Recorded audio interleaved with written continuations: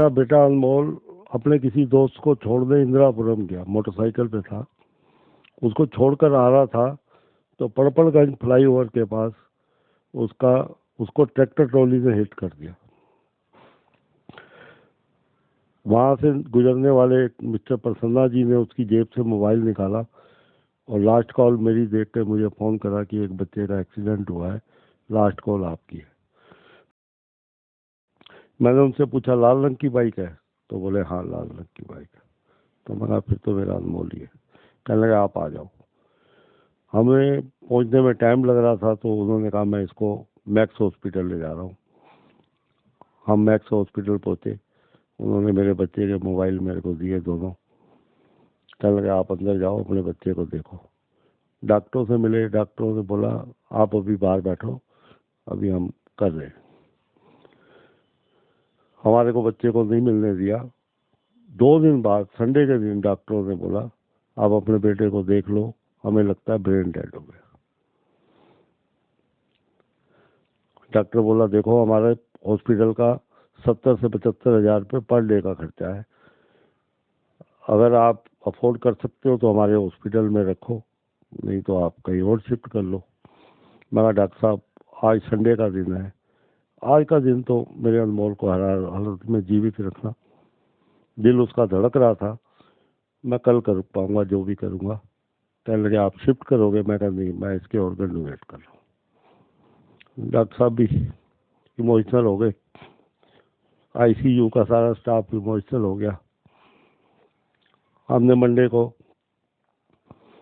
AIIMS में contact करा, उनको रिक्वेस्ट करी कि हम अपने बच्चे के ऑर्गन डोनेट करना चाहते हैं। डॉक्टर साहब ने बोला मुझे उम्मीद नहीं थी अपने जीवन में तो कोई कभी ऐसी फोन कॉल भी आएगी कि पेरेंट्स खुद कहेंगे कि हम डोनेट करना चाहते हैं, आप ले आओ। हमने हॉस्पिटल वालों को बोला, मैक्स वालों को, कि हमारे बेटे को एम्स में पहुंचवा दो एम्बुलेंस। कहने लगे नहीं, अब आप आउटसाइडर हो गए, अब हम आपको एम्बुलेंस, वेंटिलेटर वाली एम्बुलेंस नहीं दे सकते। हमने एम्स में फ़ोन करा कि हमारे को वेंटिलेटर वाली एम्बुलेंस नहीं मिल रही। तो वहाँ के डायरेक्टर MC मिश्रा जी ने कहा कि हम भेज रहे हैं। एक डॉक्टरों की टीम आई, वेंटिलेटर वाली एम्बुलेंस आई, अनमोल को ले गए। 6 घंटे का वहाँ टेस्ट हुआ, 4 डॉक्टरों का पैनल था। उन्होंने फिर रात 10 बजे ब्रेन डिक्लेयर कर दिया, ब्रेन डेड डिक्लेयर कर दिया। फिर उसके बाद अनमोल के ऑर्गन लेने चालू हुए। हम सारी रात हॉस्पिटल के बाहर बैठे थे। रात 2 बजे आई डोनेशन वाले आए, उन्होंने फार्म साइन कराया कि हम आंखें ले रहे हैं, ले लो आप। सवेरे 4 बजे के करीब एक डॉक्टर साहब आए, कहने लगे आप परमिशन दो तो हम अनमोल की स्किन भी ले लें। मैं कहा डॉक्टर साहब आप ले लो, पर उसको हम हिंदू हैं, सनातन धर्म को मानते हैं, तो गंगा जल में स्नान करने के लिए जब हम घर पे खोलेंगे तो परेशानी होगी, सारे घर वाले परेशान हो जाएंगे। मैं गंगा जल मंगवा देता हूँ, आप यहीं उसका स्नान करवा के बॉडी पैक करके दे देना आपको। डॉक्टर साहब ने बोला, मिश्रा जी ने, मैं खुद ब्राह्मण हूँ, मेरे घर में है गंगा जल, मैं मिला के सब सही करके दूंगा आपको बॉडी। सवेरे 10 बजे हमको अनमोल की बॉडी दी, हमने उसका क्रिएशन करा। हम उसकी अस्थियां रात को ही समेट के ले गए हरिद्वार। हम हरिद्वार से आ रहे थे तो फोन कॉल आना चालू हुए कि अनमोल की फोटो आई अखबार में। एम्स वालों ने न्यूज चैनल में दे दी थी खबर, न्यूज चैनलों पे भी आने लग गई।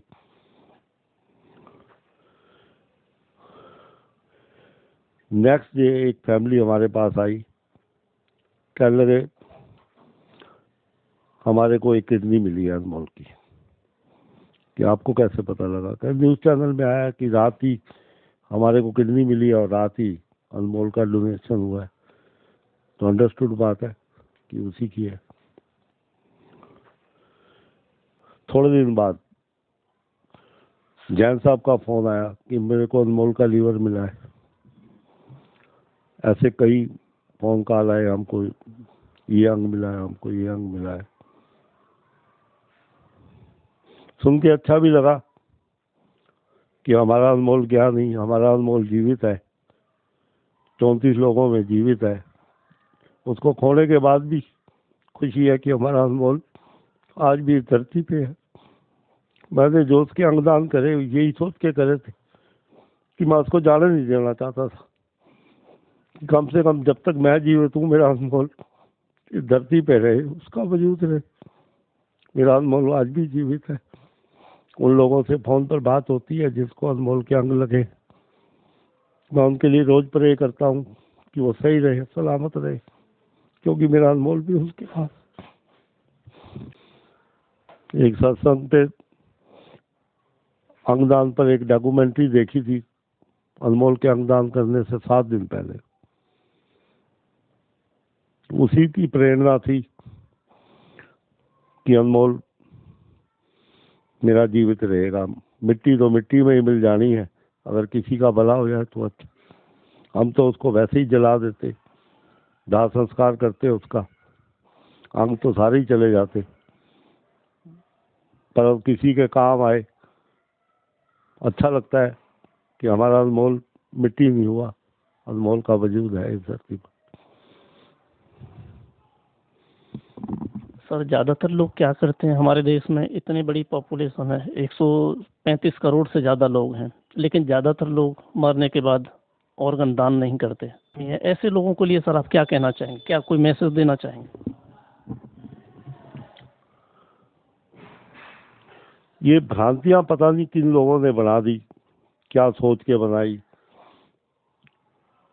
लोग एक तरफ तो कहते हैं कि दान करना चाहिए, आप दान करोगे तो आपको कई गुना मल्टीप्लाई होकर मिलेगा।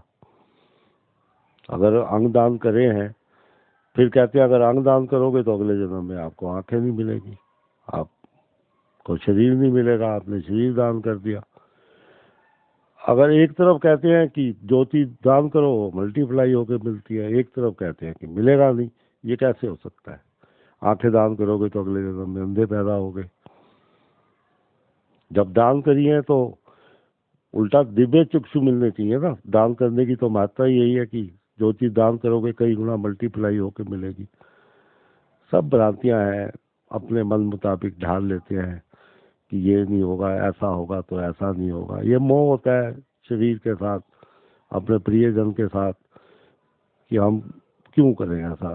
छत विचित होगा तो दाह संस्कार में क्या बचेगा, वहां भी तो सारा कुछ खत्म हो जाएगा। तो वजूद तो बना रहेगा, जीवन के बाद भी जीवन। मौन तो कोई तो देखेगा उन आंखों से, इस धरती को कोई तो जिएगा, किसी की तो इच्छाएं पूरी होंगी, किसी के सपने पूरे होंगे। अंगदान, अंगों की कमी की वजह से कई लोग अपने बच्चों की शादियां नहीं देख पाते, उनको पढ़ा नहीं पाते, इस दुनिया से चले जाते हैं तड़पते हुए कि शायद कोई डोनर आता, हमारा हम भी बच जाते।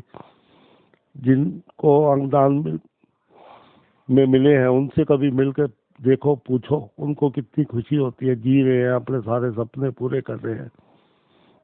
मैं मिलता हूँ उन लोगों से, जिन लोगों को अंग मिले, बड़ा अच्छा लगता है। उन्होंने अपने बच्चों की शादी देखी, उनकी जॉब देखी, अपने पोती पोते देखे, बहुत अच्छा लगता है देख के कि उनके सपने पूरे हुए। नहीं तो अपनी हसरतों के साथ इस दुनिया से विदा हो जाते हैं अगर उनको अंग नहीं मिलते।